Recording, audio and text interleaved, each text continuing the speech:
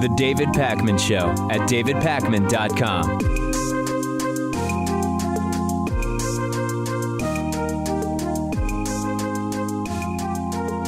Politics aside, at the most basic level, we need to be sure we can trust that the President of the United States is acting in what at least they believe to be the best interests of the country rather than their personal best interests. And it can be hard to be sure of that.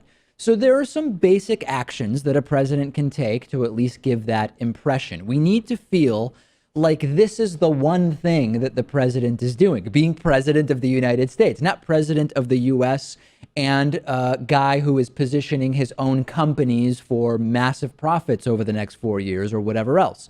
And a picture that surfaced recently of President-elect Donald's daughter, Ivanka Trump, in a meeting with Donald and the Prime Minister of Japan, Shinzo Abe, is deeply disturbing on many levels. Can you imagine? Hi, Mr. Prime Minister, welcome.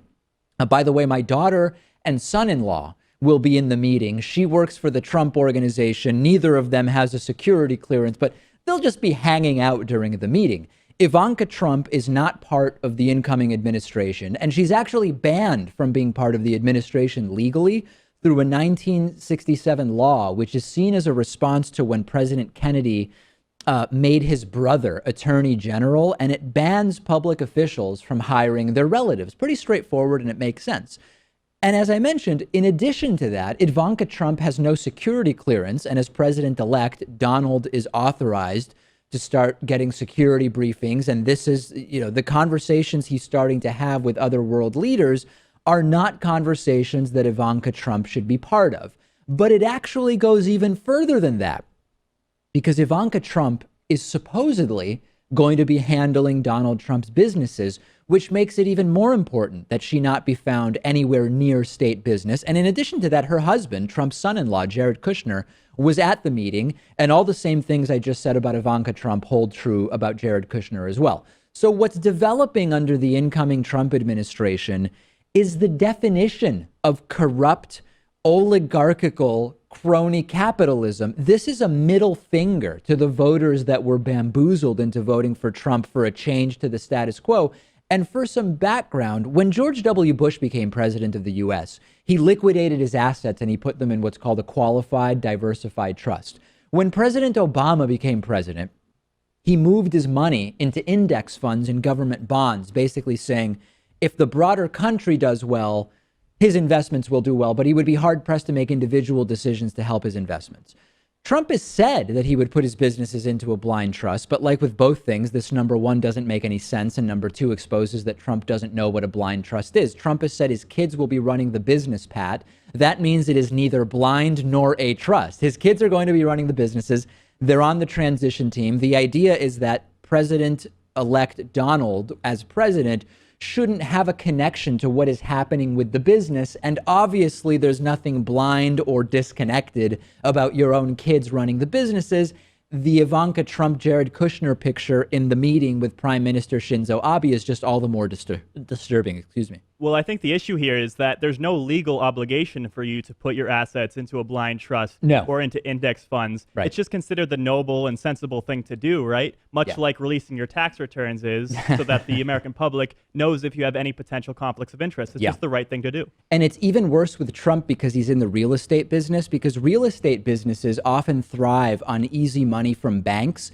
And the rates and willingness of banks for lending are heavily determined by broader economic policy, who President Donald appoints to certain roles. This can directly influence a variety of interest rates, which relate to the money available to real estate businesses. Now, if your kids are running your businesses, that is not a blind trust. You have to hand over your assets to a neutral third party, and the contents of the trust need to be unknown to you. And as you can imagine, this is just impossible with Donald Trump's business situation. What we're talking about here is the possibility of a real oligarchy, right? Government by a few, often involving familial power. And it's bad enough when you have the president closely tied to business interests. Like, for example, Dick Cheney and Halliburton and profits from the Iraq War. That's bad enough. What we have with Donald Trump is red alert. I cannot possibly overstate how dangerous this is. Trump has said there would be no conflicts of interest, which is completely laughable. And there are White House ethics lawyers on both sides who have said this is very concerning. Now, for those who voted for Trump out of economic anxiety, maybe in part anxiety caused by the idea of Hispanic people taking your jobs, but not all. How exactly are these meetings with Shinzo Abe and Ivanka in Trump's gold-plated Trump Tower palace?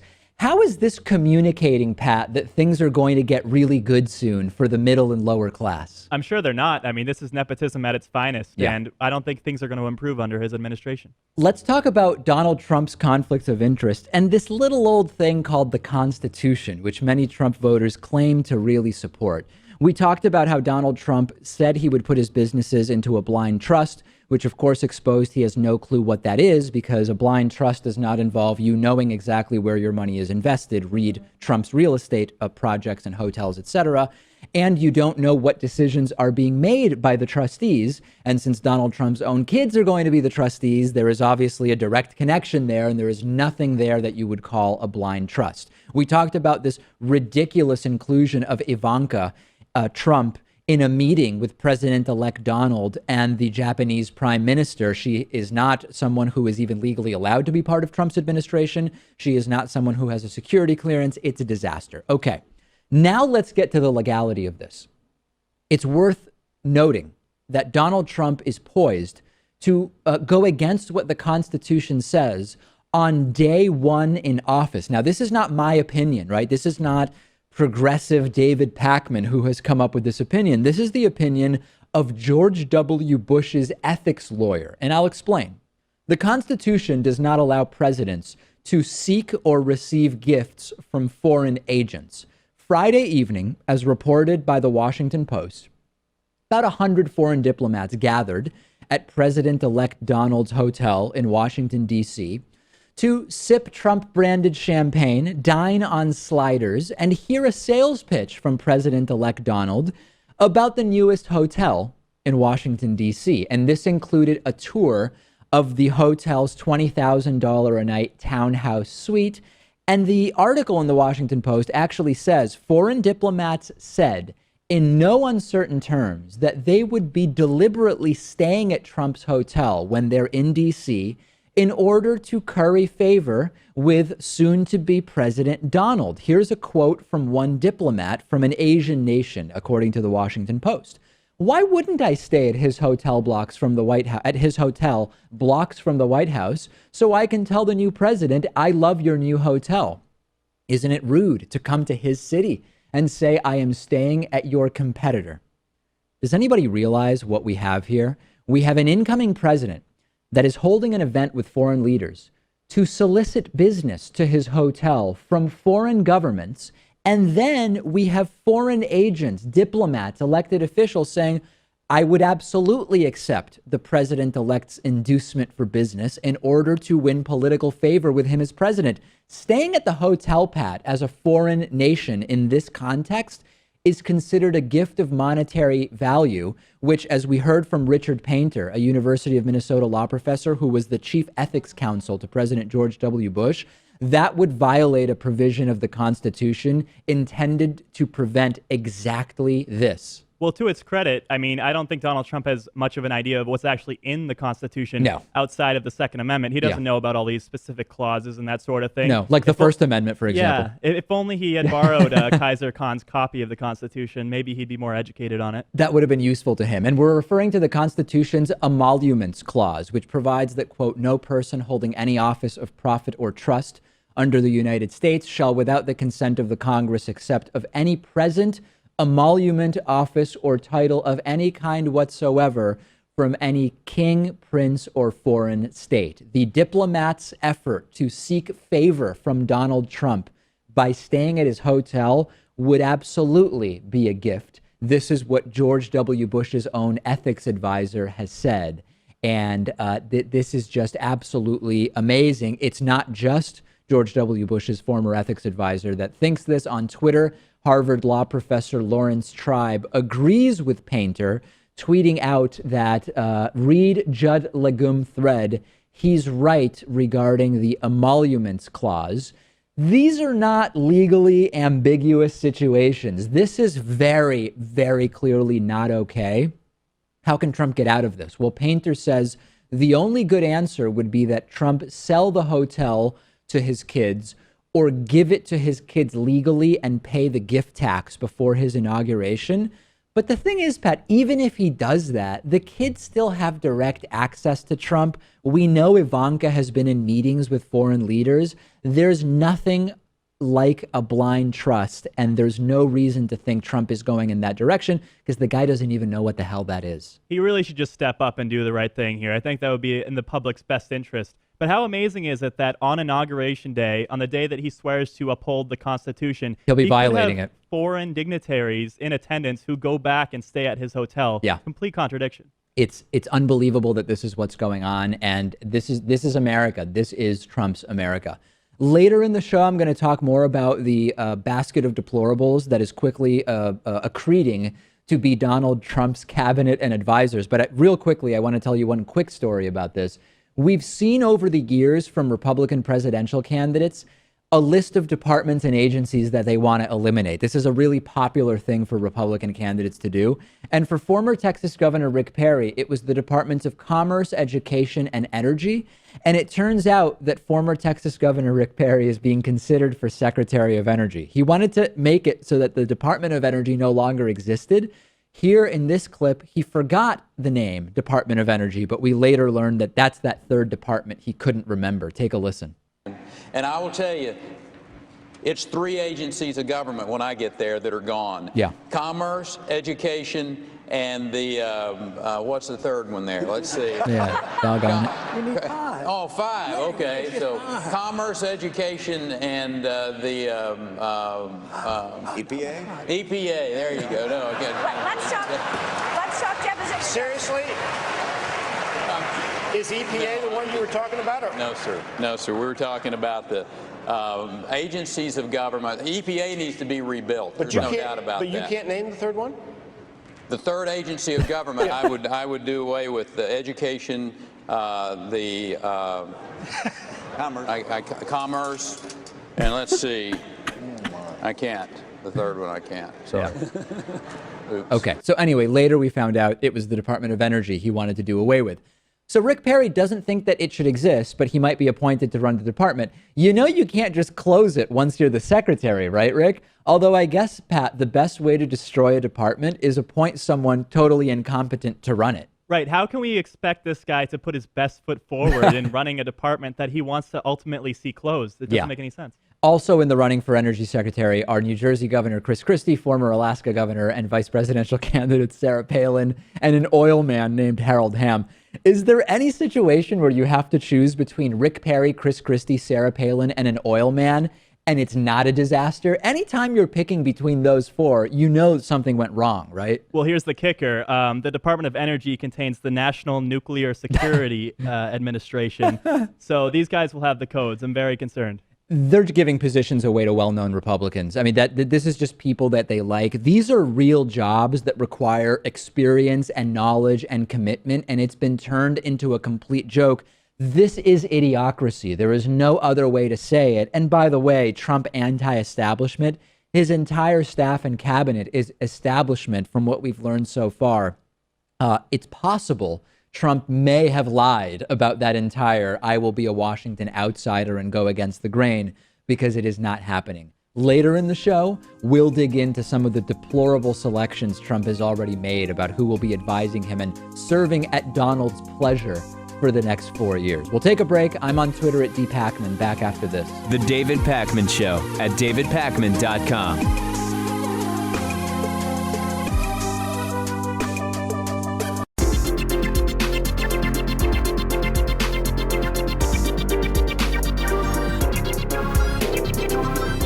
The David Pakman Show at davidpakman.com. Today's new member of the day is Sean Mood. People like Sean clearly get that we need independent, non-corporate media, particularly for the next 4 years. And I invite you to join Sean at davidpakman.com/membership, and you can sign up there. If you would like a discount on your membership price, use the coupon code IVoted17. That gives you a really big discount, and we need as much buy-in from our audience as possible. I've said many times that whether Donald Trump is personally racist is not the most important aspect of how Trump's administration will deal with the reality that the United States is not just white people. Who Trump emboldens, as well as who Trump hires, are going to be major factors. We know that Trump has hugely emboldened white supremacists and white nationalists. They celebrate not only Trump, but the appointment of, for example, Steve Bannon to be one of Trump's closest advisors, as I told you last week. Over the weekend, we learned that Donald Trump is actually building out a team of deplorables. Many are saying this is racist after racist. We know about Steve Bannon already. Breitbart News CEO didn't want his daughters going to a school with too many Jews. And after all, he did run Breitbart, which has promoted the alt-right. Breitbart itself has an article published which defines the alt-right as a slightly more intelligent version of skinheads. We now have learned about Senator Jeff Sessions from Alabama, who is the attorney general choice. We've learned about former Lieutenant General Michael Flynn, the national security advisor. We've learned about Congressman Mike Pompeo, head of the CIA. Shortly after the Flynn and Sessions picks were announced, former KKK leader David Duke celebrated on Twitter, actually saying, as I will show you here, Bannon, Flynn, and Sessions, Americans are on their way to taking back our government, our nation, and our children's future. The background on Jeff Sessions is he suggested a white lawyer might be a disgrace to his race because he represented black clients. He referred to the 1965 Voting Rights Act as a piece of intrusive legislation. He was deemed too racist to be a federal judge, and he is going to be Donald's attorney general. He also once remarked that he thought the KKK wasn't bad until he found out that they smoked marijuana. Also, his views on marijuana, deeply disturbing. Here is a quote from Jeff Sessions at some drug hearings in April. "This drug is dangerous. You cannot play with it. It is not funny. It's not something to laugh about." And to send that message with clarity that good people don't smoke marijuana. In 2016, the attorney general is going to hold the view, I guess in 2017, that if you smoke pot, you fundamentally cannot be a good person. Then we've got Michael Flynn, who has repeatedly made it clear that he draws no distinction between ISIS and Islam in general. Even George W. Bush went through the effort to at least make it seem like he was distinguishing between radical Islam and other Muslims. But with Flynn, it's not even only about his outrageous views. He is paid by authoritarian regimes in Turkey and Russia, as well as Russia's propaganda apparatus. Multiple figures who have worked with Flynn describe him as unhinged. And then we get to Congressman Mike Pompeo, who has advocated for the killing of Edward Snowden. Quote from a C-SPAN interview earlier this year, Pompeo said, "He should be brought back from Russia and given due process. And I think that the proper outcome would be that he would be given a death sentence for having put friends of mine, friends of yours, in the military today, at enormous risk because of the information he stole and then released to foreign powers." These are true deplorables. And I'm alternating, Pat, between laughing and crying because of all those people who said, Hillary and Trump are going to be the same and I'm not going to vote. They're the same thing. And more than roughly half of the country stayed home. There is no similarity here. And we've been saying this for a long time. Well, the thing is, at least Sessions and Pompeo will have congressional hearings before they're ultimately put through to their positions. Not Flynn. But in terms of advisors, they don't need any sort of public hearing. We had all of these Trump supporters who said, Trump's going to be great for free speech and the open internet. Yet Trump is against net neutrality without even knowing much about it. They said, he's going to stop government from getting involved in people's lives through spying and surveillance. Yet he picked Mike Pompeo to run the CIA, who wants to expand surveillance. And he said people would say, Trump, he's not into the whole war on drugs. He's selecting an attorney general who thinks if you smoke pot, you fundamentally can't be a good person. The Trumpers, the Trumpists, as we're now calling them, they took the bait, and he is going to do damage to the country. Hey, have you heard about this Hamilton thing? This is one of my favorite stories. post Donald's election. Donald Trump ran his campaign on a few memes, one being he's against political correctness, right? Trump will use whatever words he wants. People who get offended are silly. Freedom of speech, no safe spaces, no trigger warnings. The alt-right love Trump and it's all fantastic. Except now, after a message was directed at Vice President-elect Mike Pence when he went to the musical Hamilton in New York City, Donald Trump lashed out on Twitter, calling for the theater to be a safe space, literally using those words. So the backstory is Pence goes to the super popular musical Hamilton in Manhattan, New York City, over the weekend. First of all, tons of people booed and jeered as Mike Pence walked in. Manhattan is super liberal. Mike Pence is not a Manhattan guy. The crowd booed, which has nothing to do with how Pence was treated by the people putting on the show. Pence was addressed by the cast of Hamilton, and Donald Trump went on Twitter calling it harassment. Okay, here's a tweet that Donald Trump put out. Our wonderful future VP Mike Pence was harassed last night at the theater by the cast of Hamilton. Cameras blazing. This should not happen. What was the horrible harassment that Mike Pence had to endure? Well, we have video of it. Let's take a look. Prepare yourselves for harassment, ladies and gentlemen. Vice President-elect Pence, we welcome you and we truly thank you for joining us here at Hamilton, an American Musical. We really do. We, sir, we are the diverse America who are alarmed and anxious that your new administration will not protect us, our planet, our children, our parents, or defend us and uphold our inalienable rights, sir. But we truly hope that this show has inspired you to uphold our American values and to work on behalf of all of us. All of us. Wow, they really disrespected Pence, huh? Thanking him for showing up, respectfully expressing a concern about his upcoming administration, and hoping that the play served as an inspiration. Trump is the most thin-skinned buffoon that we will ever have had as president that I can recall. And actor Brandon Victor Dixon responded by saying Trump is flat out wrong. He actually tweeted, Donald Trump, conversation is not harassment, sir. And I appreciate Mike Pence for stopping to listen. And then here's the clincher. Sit down, okay? Get the kids out of the room because this double standard might knock them down. Here's the clincher. Trump tweeted that theaters must be safe spaces. Quote, the theater must always be a safe and special place. Safe and special place. Everything, Pat, in Trump's campaign has been the opposite game, building support for being the anti-safe space guy when it comes to terms like radical Islam, when it comes to calling Mexicans rapists, when it comes to making fun of disabled reporters or women. No safe spaces because this is the real world. Until a respectful message is made to Mike Pence in a theater. Whoa, whoa, whoa. We need safe spaces now. Right. I mean, the irony doesn't even work anymore because we just expect Donald Trump to contradict himself. Yeah, and this is fundamentally authoritarian, right? Trump gets to dictate which are the safe spaces and which are the places where it's okay to make fun of whatever group you don't like. Could this guy be more of a baby? The Hamilton cast says thank you, and you will be our president and our vice president. And here's a concern we have. And Trump runs to Twitter to literally demand the institution of safe spaces. The problem is Trump's base, which has been supporting him for a year or more at this point, will see this as confirmation that liberals are intolerant or something. This guy is the biggest joke we have seen in national politics, period. Quick update about the scam-riddled Trump University.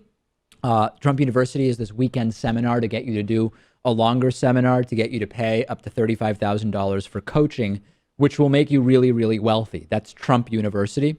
A bunch of lawsuits, 10,000 students enrolled in the school. They paid between $1,500 and $35,000. A number of lawsuits were started saying this entire thing was a scam. We were sold a bill of goods and we never got what we were promised.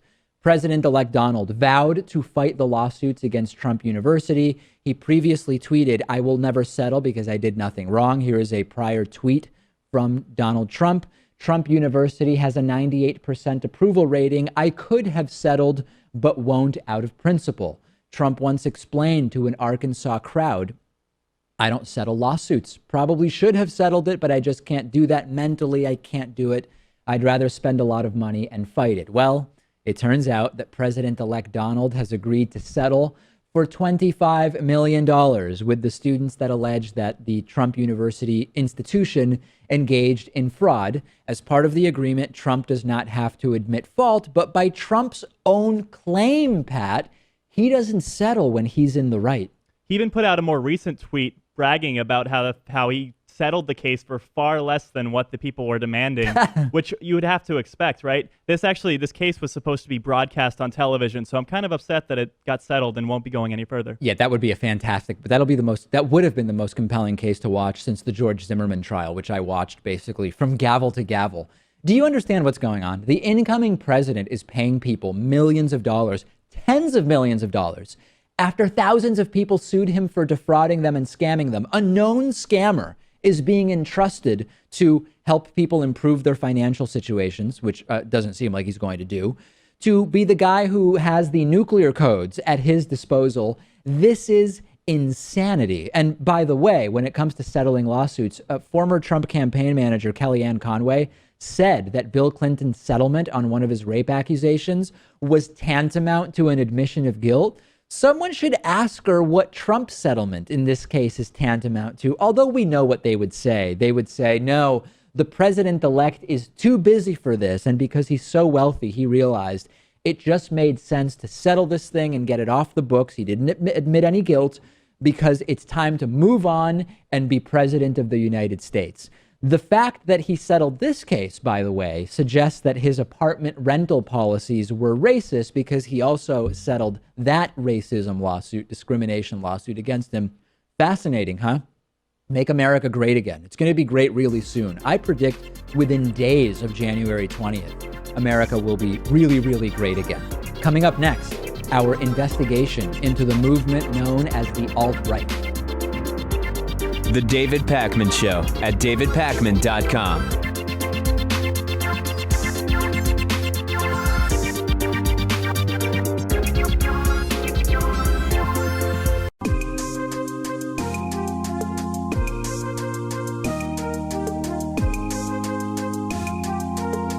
Welcome back to the David Pakman Show.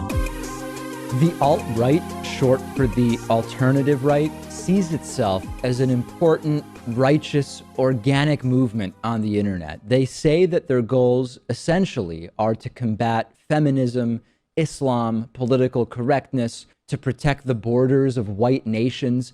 In general, they want to preserve white culture, whatever that means, and or Western culture, whatever that means, and they want to empower populist authoritarian government leaders that are willing to carry out these goals. Corporate media has largely ignored the alt-right, of course, until recently when Hillary Clinton mentioned it in a campaign speech against Donald Trump. All key tenets making up the emerging racist ideology known as the alt-right. But anyone who actively participates in or just observes political discourse on the internet, especially on YouTube, blogs, and message boards, has been well aware of the alt-right for quite some time. The alt-right is basically a combination of conservatism, white nationalism, and anti-interventionism combined with the internet, which is its crucial ingredient. Memes, trolling campaigns, and attempts at intellectualism via Photoshop and different internet isms, as well as affinities for outlets like Breitbart, and often even more extreme websites like the Daily Stormer and the Right Stuff blog. The alt-right hopes to be a new sort of revolutionary movement, even though it's mostly just derivative of other movements. But in reality, the only thing that makes the alt-right novel or noteworthy is the relationship with the internet and troll culture. Progressives have distaste for the alt-right for obvious reasons. Their nativist, xenophobic, white nationalist tendencies, their love for what they call traditional white values, and their bigotry towards women, Muslims, and a variety of other groups. Libertarians can't stand the alt-right because of their blind anti-immigration dogma, their social conservatism, their populist empowerment of the state, and their appeal to economic protectionism. And establishment conservatives see the alt-right as a threat to conservatism itself because the alt-right is too blatant and straightforward with their misogyny and racism, and because the alt-right is non-interventionist. They're not necessarily Christian, and because alt-righters are almost always anti-Semitic and anti-Israel. The alt-right coalesced around U.S. Republican presidential candidate Donald Trump during the 2016 election because of Trump's carefree willingness to candidly express his disrespect for women, Latinos, Black people, and Muslims, and because of his far right-wing policy proposals on immigration, labor issues, social issues, civil liberties, the environment, you name it. Trump has said he doesn't know anything about the alt-right, so Trump is either lying or he really is completely ignorant about a significant sect of his supporters. Would either proposition really surprise anyone? Even though most of Trump's supporters are low education, low income, blue collar voters with no involvement with internet culture, and even though Donald Trump has said he doesn't understand what the alt-right is, the alt-right internet troll community has adopted Donald Trump as a hero. The alt-right is a mostly American movement, and the alt-right is difficult to nail down and characterize as an ideology because it is so amorphous. It can be defined in a variety of ways, both by insiders and outsiders. Some people who call themselves alt-right identify just as racists. Some are misogynists, some are just anti-Semites. Many self-identify themselves as all of the above, and others take issue with being labeled as one or any of the above. So the alt-right works together, throwing memes at people and using cliche catchphrases online, but sometimes it doesn't even seem like they are exactly sure what it means to be alt-right. Despite their lack of coherence as a movement, there are definitely a number of values and buzz concepts that often bring these people together, including white culturalism, again, whatever that means, anti-multiculturalism, nativism and anti-immigration sentiment, anti-foreign interventionism, anti-Semitism, men's rights activism, and Gamergate, which among the alt-right is often seen as a very serious and important movement. Although the phenomenon of the alt-right is so loosely defined and has taken many shapes over time, most people say that the movement originally began developing during the Bush administration as a reaction to traditional conservatism, neoconservatism, as well as the Republican Party. A lot of alt-righters say that their philosophy is derived from paleoconservatism, giving credit to people like Pat Buchanan, Sam Francis, and Joe Sobran. But the alt-right as a vague mass collection of online posters definitely has its roots in the sensationalist excitement around Ron Paul's 2008 and 2012 runs for president, which eventually devolved to become more socially conservative and bigoted. And the alt-right definitely began to pick up momentum during the Obama administration in reaction to a black and left-of-center president. The creation of the alt-right is usually attributed to a blogger and podcaster named Richard Spencer. Spencer is a white supremacist who founded the website called Alternative Right in 2010, where the alt-right got its name. Milo Yiannopoulos, the current beloved poster boy of the alt-right, who is in essence single-handedly responsible for bringing the alt-right to mainstream awareness via Breitbart and other media appearances, has plenty of times said that he does not even consider himself to be part of the alt-right. This, as well as the fact that he's a half-Jewish and gay man acting as the prophet of an anti-Semitic and homophobic supposed ideology, speaks to both the gimmicky performance art style of Milo's persona, as well as the lack of coherence that the alt-right has as a movement. People who identify as alt-right are almost universally biased against both Muslims and Jews, but like I said, alt-righters are not necessarily Christians across the board. Many are actually atheists, but a prevalent theme among them is their fondness for the idea of what they like to think of as Christian values, which is another one of these concepts that's hard to pin down as a value system, but it can probably be best described as an adherence to social conservatism.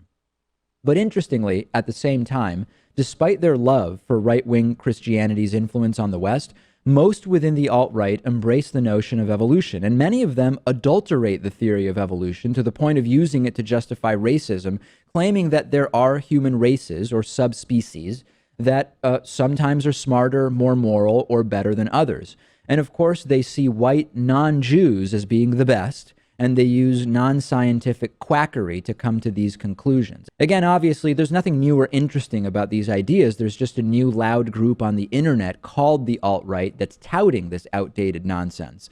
The one and only redeeming quality of the alt-right is their commitment against political correctness and identity politics to the extent that it's destructive. I'm actively looking for a silver lining here, and this is at least something. We've talked on the show about this plenty of times, about how authoritarian leftism, what some refer to as the regressive left, can be totally counterproductive in how it stifles conversation about a number of things, whether it be race, Islam, feminism. But this is what I truly find to be most ironic and hypocritical about the alt-right, how they try to use political correctness and identity politics with respect to white people and men. People in the alt-right go around saying that women and ethnic minorities and religious minorities rely too much on acting as victims and trying to censor discourse. But then the alt-right hilariously just turns around and moans about how badly whites and males are victimized and how important white identity is, how important male identity is. And they aggressively attack and shun those who disagree with them about these things. They are so perfectly guilty of what they constantly accuse other groups of doing in terms of identity politics, political correctness, playing the victim card, and they often go as far as to talk about white genocide. So maybe you're on the alt-right and you're thinking, well, every other group acts like a victim and celebrates their identity. Isn't it time for white people and men to do the same? Doesn't that just level the playing field? But that is exactly what the alt-right criticizes groups like women and minorities for doing themselves. Besides, are men and white people the real victims in this country or in the world? The attitude of the alt-right is a prime example of identity politics, if there ever was one, centered around white, non-Jewish male tribalism. Another important thing to remember is that the alt-right only has an identity because of their commonality as trolls. They claim to be a unified movement, but they are as amorphous as any other trivial set of collective activities on the internet. They derive their legitimacy from their common goal of trying to offend and get a rise out of people. Are any other serious ideological movements centered around indecency for the sake of indecency? For the most part, the only thing that gives alt-right internet foot soldiers any power at all is their anonymity and their unoriginal reliance on sharing things like animated GIFs and tired terms and slogans. It is a textbook example of groupthink. The alt-right as a whole is a failed, homemade attempt to rebrand and legitimize white supremacy, misogyny, and anti-Semitism with a tech savviness twist through the mindless celebration of infantile trolling, the reposting of plagiarized memes, the copy and pasting of Pepe the Frog, and habits like the mindlessly gratuitous use of the word cuck. It doesn't make them clever. It doesn't make them thinkers. For example, look below this video at the kids who have just pitifully reproduced asinine memes, phrases, and concepts that they've learned or outright copied from other people. They have nothing to say. They have no intellectual arguments. They are sheep, and they pretend that their unorganized allegiance to others who similarly create outrage is something that gives them validity, as if it makes them witty.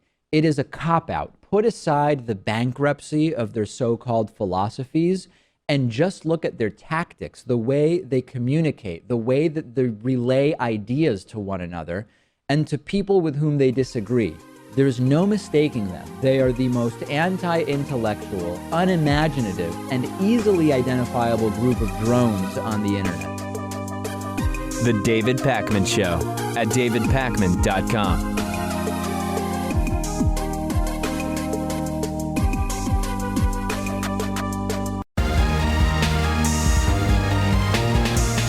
The David Pakman Show at davidpakman.com.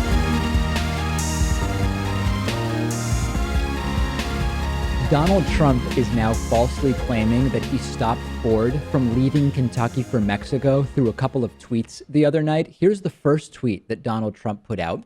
Just got a call from my friend Bill Ford, chairman of Ford, who advised me that he will be keeping the Lincoln plant in Kentucky. No Mexico. Then Trump also sent a follow-up tweet about this issue, saying, I worked hard with Bill Ford to keep the Lincoln plant in Kentucky. I owed it to the great state of Kentucky for their confidence in me. Let's dig into this. Any reasonable person sees these tweets and thinks, oh, Trump in some way is responsible for the decision that Ford made to change plans from moving their factory from the US to Mexico, right? So there's sort of two assertions implied there. Number one, Ford was planning on moving a plant from the US to Mexico. And number two, Donald Trump did something to change Ford's plans. So what is the truth of these two assertions made by Donald Trump? Well, let's just go to Ford and look at the statement that Ford made, which I will put on the screen for you. Today, we confirmed with the president-elect that our small Lincoln utility vehicle made at the Louisville assembly plant will stay in Kentucky. We are encouraged that President-elect Trump and the new Congress will pursue policies that will improve U.S. competitiveness and make it possible to keep production of this vehicle here in the United States. Now, then Ford was asked, did you have plans to close this plant and move it to Mexico? And Ford said, no, we never had a plan to close the plant in question. So number one, Ford never planned to close the plant in Louisville, Kentucky. They were considering moving production of a particular model, the Lincoln MKC, out of Louisville, but the plant was never going to close. So what about the Mexico stuff? Well, earlier this year, Ford said they had plans to shift small car production to Mexico. Trump slammed them on that. The thing is, that hasn't changed. Ford's Mark Fields told Reuters on Tuesday, we're going to move forward with our plan to move production of the Ford Focus to Mexico. This is a triple lie. Number one, Donald Trump did not convince Ford not to close the plant and go to Mexico. Number two, Ford was never going to close the plant and go to Mexico. And number three, Ford was always going to shift production of small cars to Mexico. And even after speaking to President-elect Donald, Pat, they are still going to move the production of the small cars to Mexico. Three lies here from Donald Trump. Yeah, I think this is really just a marketing ploy, too, by the Ford Motor Company, because Donald Trump has been railing against him for years now on the campaign trail. And so this is kind of them extending out an olive branch, and Donald Trump just fell for it, hook, line, and sinker. These are the kinds of wins, and I use the term wins completely satirically, that are going to be touted by Trump and then considered as examples of making America great again by his supporters. This is why it's really difficult to get an incumbent president out of office, because this is just a lie from Trump. Trump had nothing to do with any of these decisions, and Ford is still moving part of the production to Mexico. But now there are many Trumpists that believe that Donald Trump did something really, really great here. Donald Trump's transition team announced that people who leave the administration will have to wait 5 years before they can become lobbyists. I want to put a quote up on the screen for you from Trump transition team spokesman Sean Spicer, who said it goes back to Trump's goal to make sure people aren't using government to enrich themselves. The key thing for this administration is going to be that people going out of government won't be able to use that service to enrich themselves for a 5-year period. So everybody who joins the administration is going to be asked to sign a lobbying ban form, which states that they are not registered lobbyists to begin with. And if they are, they have to provide evidence of termination. So this is utterly and totally meaningless. Number one, current lobbyists can deregister as lobbyists and then asked to join the administration. There's no statement in there about how long you have to not be a lobbyist before joining, and this is already happening. There's an aide to Mike Pence who is a Washington lobbyist. His name is Josh Pitcock, which is a fascinating name, and as far as I know, his real name. Filed paperwork with the Senate on Monday to terminate his status as a federal lobbyist. I wonder why he did that. And then we get to the post-Trump part. After working in the Trump administration, you're banned from being a lobbyist to the executive branch for 5 years. Are you understanding the letter of this? Number one, instead of being a lobbyist, which is a term that has a legal registration involved, you can be a consultant instead. And yes, as a consultant, you can do almost all of the same things that a registered lobbyist can do. Not everything, but a lot of those same things. And by the way, Pat, you can also lobby Congress. You can't lobby the executive branch. You can't be a lobbyist to the executive branch for 5 years, but the ban says nothing about lobbying Congress, where a whole hell of the lobbying goes on. Right. I mean, who actually makes the laws? It's Congress. If you want to get rid of the revolving door between government and K Street, Yeah. you have to go after Capitol Hill first and foremost. This is one of these, there's so many loopholes. This is like Swiss cheese. And an example is former Senator Tom Daschle. He worked as a policy advisor at lobbying firms after leaving the Senate in 2005. It's just unbelievable. The entire thing is completely bogus. There is no draining of the swamp happening, and people are being tricked into believing that Trump is doing it. Donald Trump's administration, mark my words, and we're already seeing it, it is going to be the height of establishment, insider, crony politics as usual in every way. There's lobbyists on the transition team. Administration officials becoming lobbyists, not in name, but in spirit, will be absolutely allowed. And we've already seen Donald Trump walk back 8, probably 9 campaign promises at minimum. We talked about that last week, bringing in the totally typical neoconservatives to his administration already. I'm not seeing anything here, Pat, other than the heavy concentration of deplorables and racists that are being recruited for Trump's cabinet that is different from the standard status quo Republican administration. This is business as usual. Right. And I think most of the people who supported him are now just going to turn the other way. They don't care as much as anymore now that he's gotten into office. They want access. We saw Mitt Romney, who said, he said absolutely horrible things about Donald Trump. You would think he said things about Trump that are completely unfixable, right? That it's just intractable, a total impasse. He met with Trump over the weekend, is reportedly being considered for the Secretary of State position, which, by the way, makes a lot more sense than Rudy Giuliani, but that's a sort of different discussion for a different time. What are we getting the change that Trump promised? Are the Trumpists prepared to have America made great again by this total and utter nonsense? It is spectacular. It is striking, but it is not altogether surprising when you consider particularly that Donald Trump didn't even really understand most of the promises that he made on the campaign trail. And you know that we will continue following it. We've got a voicemail that is a little bit different today. Sometimes the voicemails are trolls and sometimes they're policy related. We're doing something a little different today. Here's a nice little voicemail that came in at 219-2-David-P very recently. Let's take a listen together. I just wanted to say that I think you're so sexy, David Pakman. Oh my gosh. Just take your shirt off, please. Yeah. What do you think about this, Pat? I The mean, ladies love David Pakman. I don't know that there's a place on the show necessarily for me to take my shirt off. It would have to be created, and I don't know that it would fit naturally with the themes of the show. Well, if you've seen the 2017 David Pakman show calendar, there is a couple comic strips in there where David implements a new dress code and decides to take his shirt off. That's right. I have the calendar here, and I'm trying to remember what month that is in. The calendar, by the way, is selling now like hotcakes, and this is all original art by Dan Burke. And there is one. I don't think we have the image for you to pull up, Pat, and I think it's sort of towards the end. Yes, here it is. So the September 2017, and I know you won't really be able to see this, but I'll just sort of hold it up.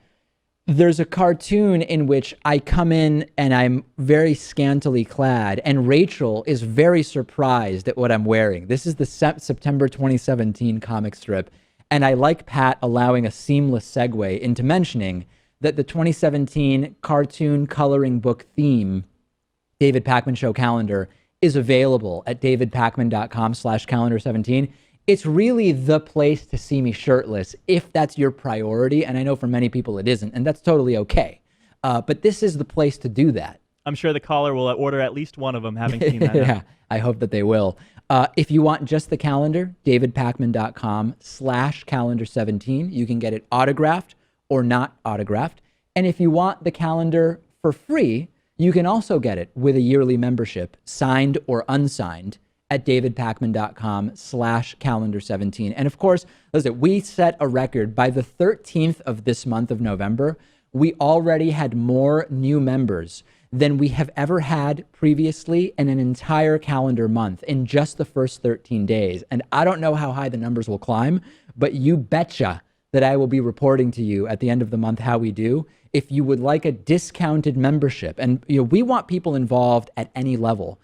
I voted 17, all one word, all lowercase. I voted 17 is a coupon code that you can use at davidpakman.com/membership to get a 40% discount off of your membership. I hope you will do that. And after doing it, I hope you'll join us on the bonus show where I have some really, really great stories today, and we'll speak to you then.